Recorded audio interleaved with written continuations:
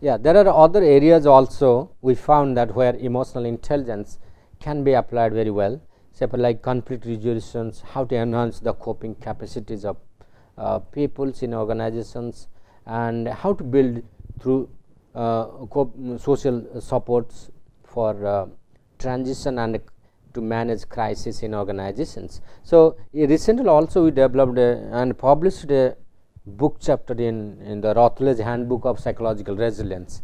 It just recently published. I published a paper on how to build resilient organizations. So, we have often seen that and out of this global crisis, many organizations are suffering leadership crisis, performance crisis, crisis in terms of retaining talents in their organizations. So, how these organizations will survive or they will vanish? Will they lose their identity in the global market? So, it is also equally important to make organizational resilient. So, how to make organizational resilience, that was the focus of that articles. We have highlighted the role of leadership, creating a climate of trust, collaborations, delegation, etc., through which organization can achieve resilient work climates, and they can very much cope with the crisis. So, similarly, in individual cases also, we can build up the resilient potentialities through training programs, how individual can cope with life crisis.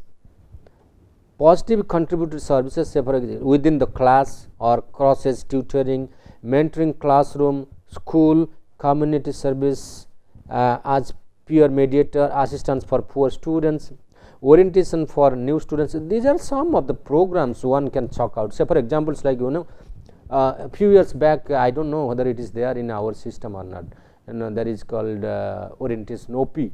OP is still there in Gymkhana in our system. So, this earlier when this ragging was banned from IIT systems, then we introduced the system introduced a program called orientation programs, where the junior wants to know about the seniors and they interact with each others. But in the process, we also found that there is also is a growing sense of dissatisfaction among newcomers who are joining this OP, what we call orientation program, and they are being mentally harassed. So, then when we propose this concept, no, there will be no OP, there will be only a common platform in Gymkhana where there will be open welcome ceremony, the junior will welcome the seniors, and that is how they will interact, get to know, and then thereafter they are free to interact with each other. But suddenly there was a huge opposition among the student leaders.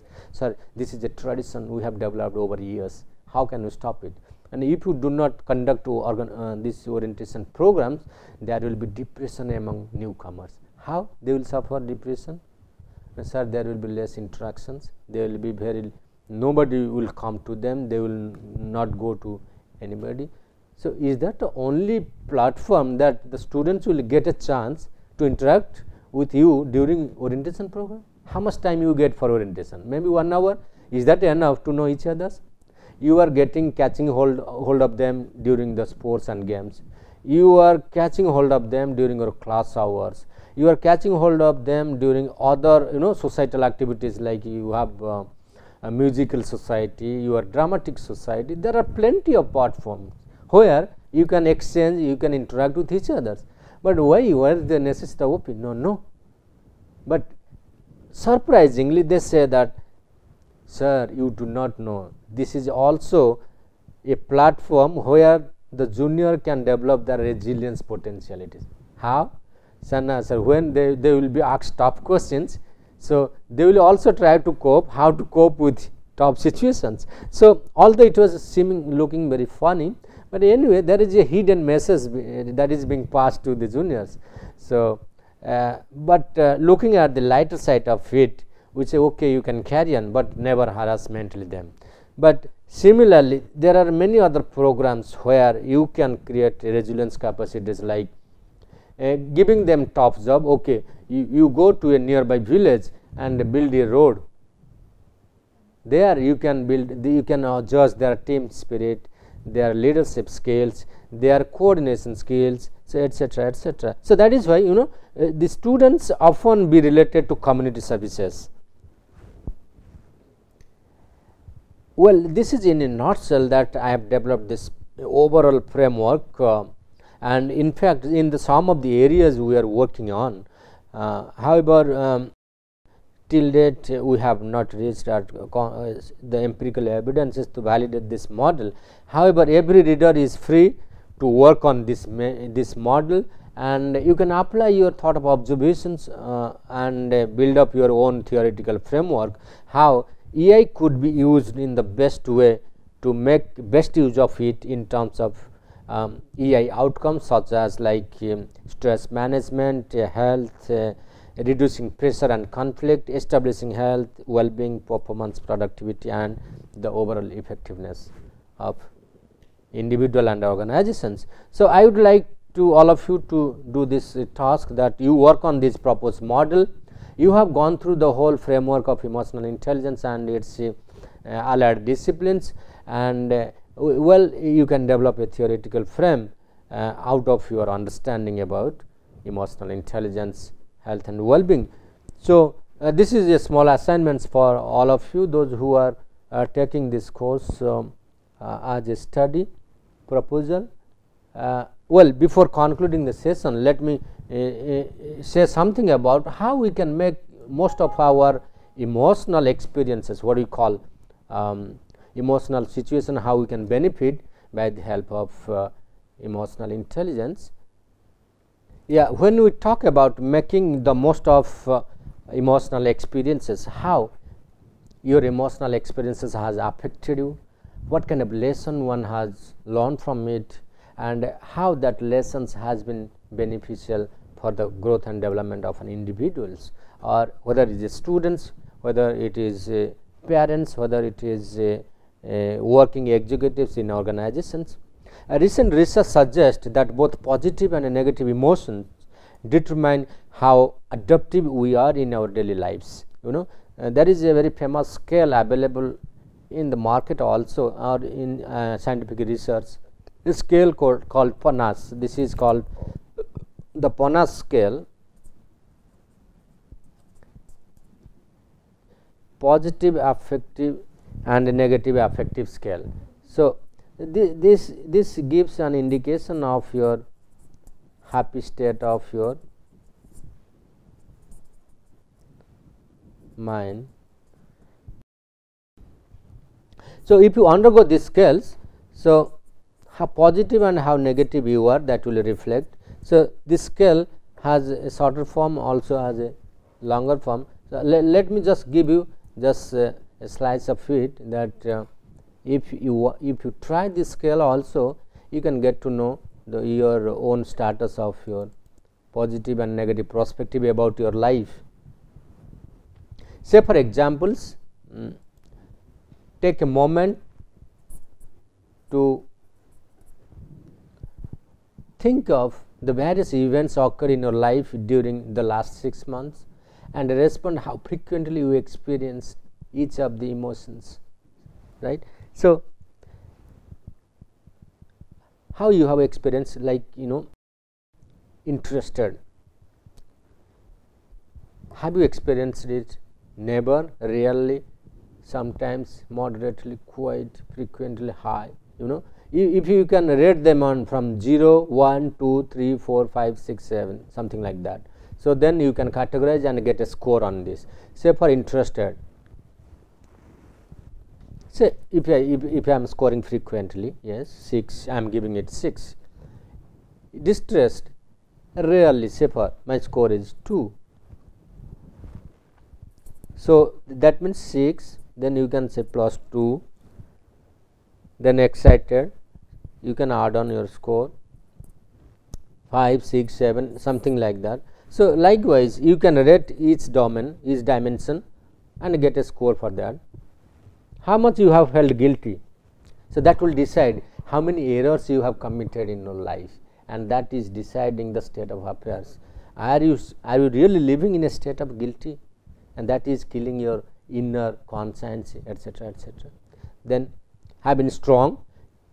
This will say the resilience potential state of your affairs in your life. then scared, hostile, enthusiastic, proud, irritated, alert, ashamed, inspired, nervous, determined, attentive, easy, active, and afraid. So, if you attempt and rate it and then you score it, convert these scores from 0 to 1, 2, 3, 4, 5, 6, 0 to 6 you can expand and you get a score. The higher the score, better, that is an indication of your positive self. Or you can isolate, there are 50 positive items, 50 negative items. You can categorize them under two categories, positive as well as positive affect and negative affect. So, in this scale there are 10 positive and 10 negatives. So, you can list them like interested, you can put them under positive. So, after doing this you will get to know what is the state of affairs, you are more towards positive affect or more towards negative affect.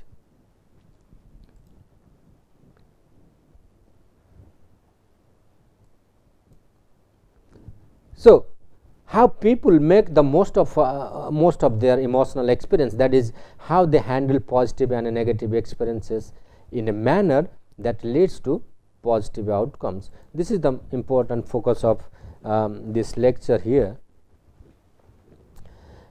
Then the process of emotion focused coping, emotional intelligence and emotional storytelling will help us to understand how we benefit by engaging in our emotions, how we can learn to process and use emotion laden materials completely. Suppose you have an emotional problem at your residence, or you are suffering from emotional conflict with your spouse or your partners. So, what kind of strategy you are making use of? So, that will decide how successfully you will cope with that situations. Or say for examples, you just escaped from a divorce, you were close to experience a divorce, but you successfully managed. Can that be told to your fellow colleagues who are likely to suffer that kind of situation in organization? Because nowadays the organization situation is such, there is growing level of dissatisfaction among spouses because they are not able to give time to each others, they are not able to focus on their household affairs. So, emotional conflict is growing, the number is on rise. So, that is why emotionally intelligent people are likely to be better cope with these kind of situations. How these success stories could be passed on to the other peoples, and it will act as a coping strategy for them. What happens when we talk about emotion focused coping? This is one of the area that we should focus on in the context of emotional intelligence. Here is a positive psychology, and it is Stanton. She talks about emotion focused coping refers to active movement towards rather than away from stressful encounter. Emotion focused coping does not mean that you avoid that situation. So, you be in the situation and experience and manage effectively. So, people, those who avoid, withdraw from this kind of situations are likely to experience failure in the long run. There is another, she differentiates between emotional approach and emotional avoidance, exactly the way that we just discussed, that emotional avoidance is not, it is a short term solutions, but if you engage on emotional dialogue bringing reasoning, that is why we are emphasizing on emotional reasoning, why we are annoyed with each other as friends, as colleagues, as partners. So, that requires a mutual understanding and exchange of ideas and views. So, that is why I also projected on the screen one picture of husband wife fighting on tea tables. So, this is only happening because of emotional misunderstanding, and that has a direct bearing on our neurological systems for both to differ, because we often say that this emotional conflicts creates anger, tension, anxiety that influence the whole nervous systems, bringing negativity in our life. behavioral activation systems regulates approach, motivation and behavioral inhibitions systems functioning to help us avoid negative events and punishments. So, this is quite natural, also happens in our everyday lives, like behavioral activations. When you are in a excited zones, you are likely to fire at others, but if you are actually taking charge of your emotions, you can sustain better, you can regulate your behavior better. So, that is why behavioral activation theory says that you regulate your behavior towards the motivational direction without getting affected. So, that is how, that means you are avoiding the negative outcome of their behavioral activations. You are excited, somebody has humiliated, how to focus on the task. Like the exact same thing happened to Zidane. He was playing exceptionally so well, the whole French team was in the verge of winning the World Cup, but his direction, his focus was diverted in such a way, he engaged in so negative actions and he was thrown out of it. Researchers identified two related and distinct processes involved in approach oriented emotion focused coping. Approach oriented is always bringing achievement of goals, but if you avoid the situations, that will may divert you from achievement of the actual goals. In the sense, means avoidance goals is a shortcut to success. It cannot hold you for longer time. You are just looking for shortcut, but you are exercising your energy and abilities when you are making use of approach goals, approach focused. So, that is the difference between approach and avoidance. You are just not making use of your actual opinion or perspectives into positions. So, researchers identified two related but distinct processes involved in approach oriented emotion focused coping. They are emotional processing and emotional expression. This is what exactly I was trying to. When you are focusing on approach oriented base, you are trying to utilize all the nuts and bolts of the possibilities of solutions. So, that is why emotional processing, you are trying to process your emotional reactions, emotional intentions, reasoning, etc., etc., and then you are expressing your emotion in the right directions. But when there are two people are in conflict, you say, no, they both are my friend, I should not enter into their business, let me go this way. So, here you are not displaying your emotional intelligence, rather you should have gone there and held them out by bringing some reason why they are emotionally involved in conflict. A researcher on cancer patients revealed that emotion focused coping helped in psychological distress, had fewer medical ailments and appointments also, because those people who are very solid emotion focused coping mechanisms, they hardly report to doctors with their diseases. And undergraduate population dealing with a parent's psychological or physiological illness coped better with their stressor. So, it has also been observed among the student population also. So, those students who are more focused on problem focused or coping styles, they are likely to survive or sustain illness than others. So, that is why some people or psychologists, they wanted to incorporate emotional intelligence into their intervention programs. Some researchers suggest that emotional intelligence can be learned and strengthened, while others claim it is an inborn characteristics.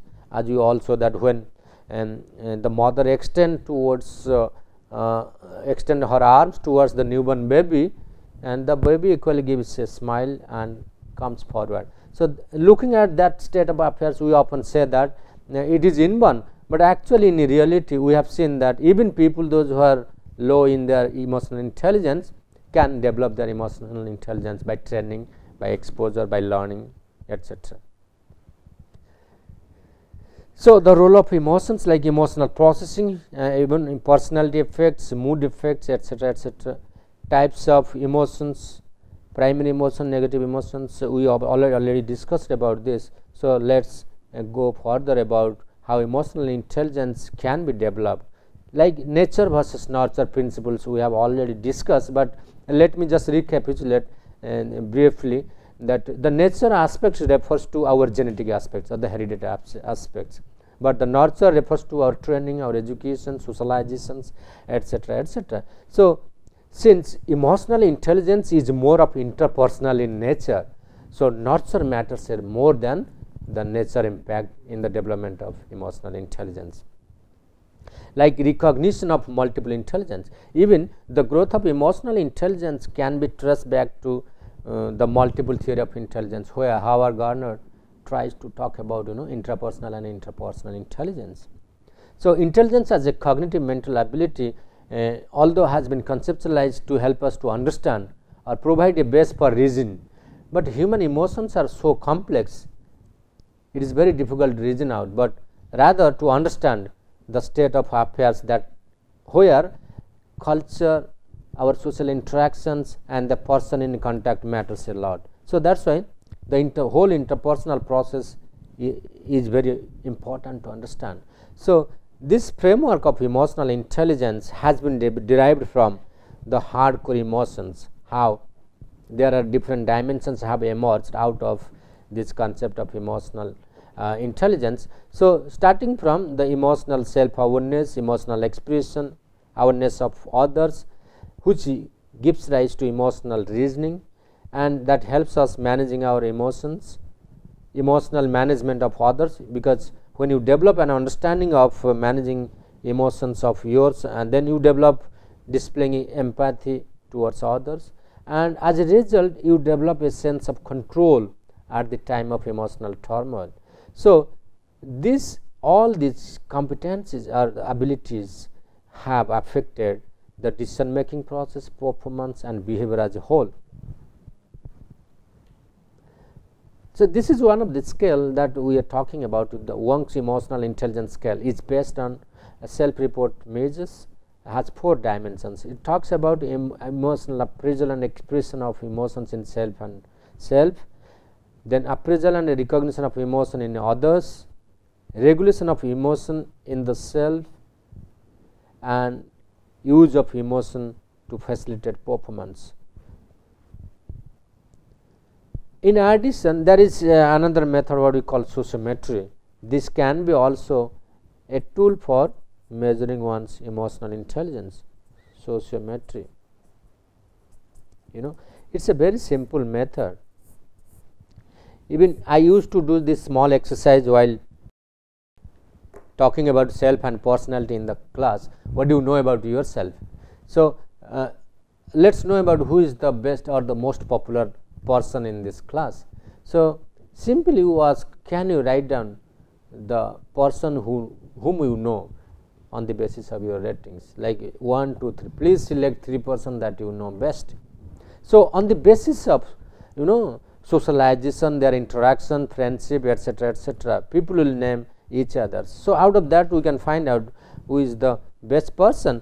But when I ask people what is the basis of putting somebody on the popular note that he is number 1, number 2, no, sir, I get along with this person, my understanding is better, I clicks well, I can share, I can care about him. So, all these hidden characteristics or understanding indicate towards emotional intelligence. So, that is why Laura theory of socio-emotional selectivity theory says that as we grow, we develop the ability to focus more on positives around us rather than on negatives. So, therefore, we are able to appreciate these benefits in our advanced years, because we come to realize that we have certain amount of life left. So, that is why in this small world that we live for a short span, so it is always better to be good towards others instead of fighting with each other, comparing each others, downsizing somebody, I am really great, you cannot be compared with me. So, this kind of comparison always brings hatred, meanness to our living.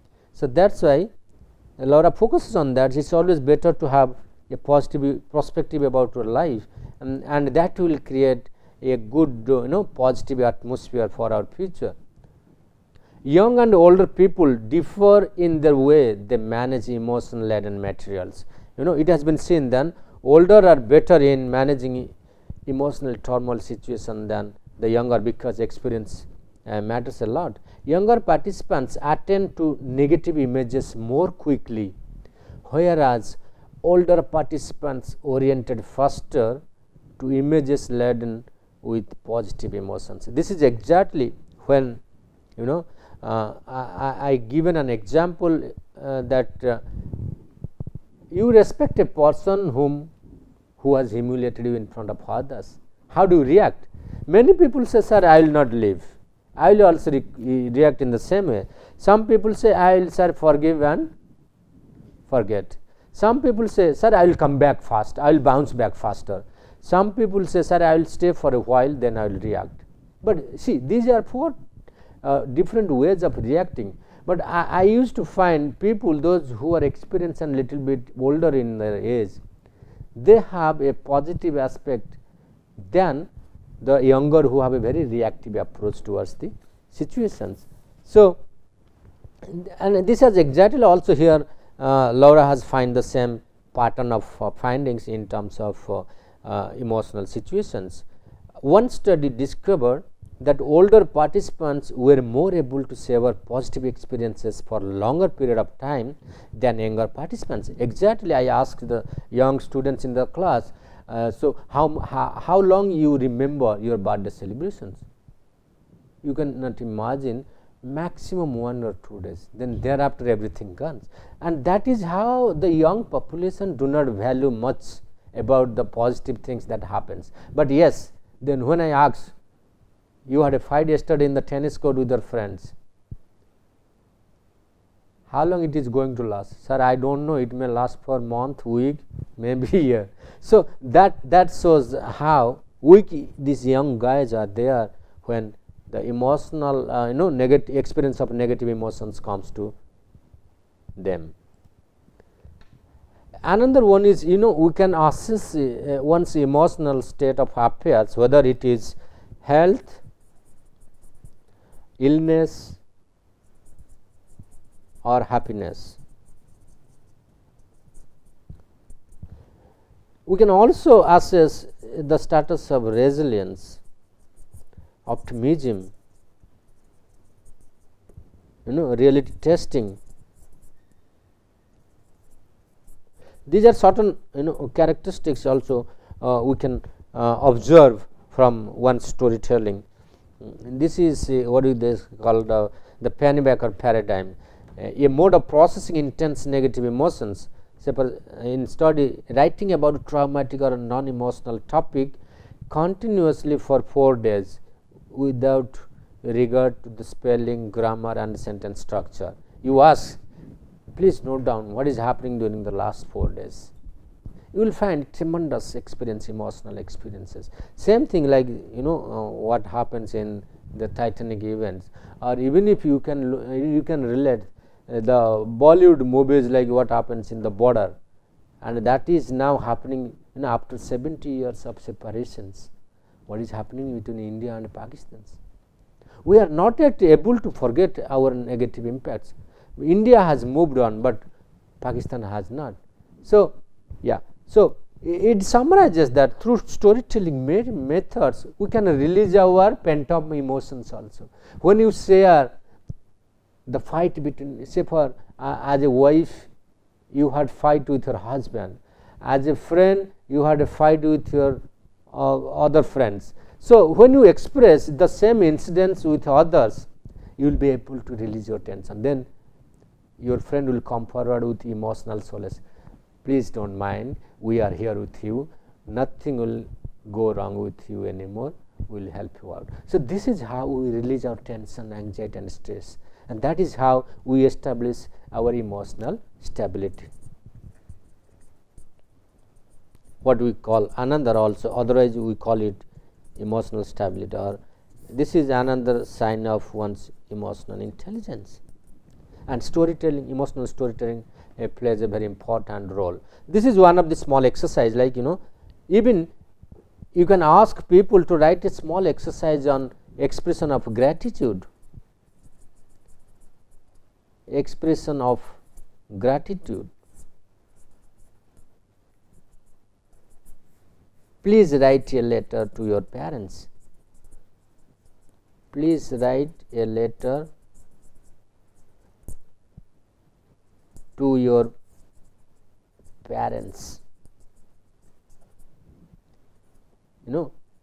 by expressing your gratitude. That will show under what conditions your parents have brought up, what is their contribution. The realization of that contribution will create a very positive frame of mind, and thereafter you will feel, oh my God, your parents are so elated, so happy, and then they in return they will immediately call you beta hamara bada ho gaya, in Hindi, typical Hindi, our son has grown up. And that shows the real emotional intelligence development within a person, bringing all sort of health, happiness and prosperity, what we call the positive frame of life. So if you take up this exercise, identify most emotional intelligent person in your friends group, describe how your friend deals with daily life in an emotional intelligent way, write at least 2 events. So as a teacher, if you carry on this kind of exercise from time to time, you will get to know there is a growing state of emotional intelligence within your students. Thank you very much. Let's conclude this session and let's call it a day. Good day.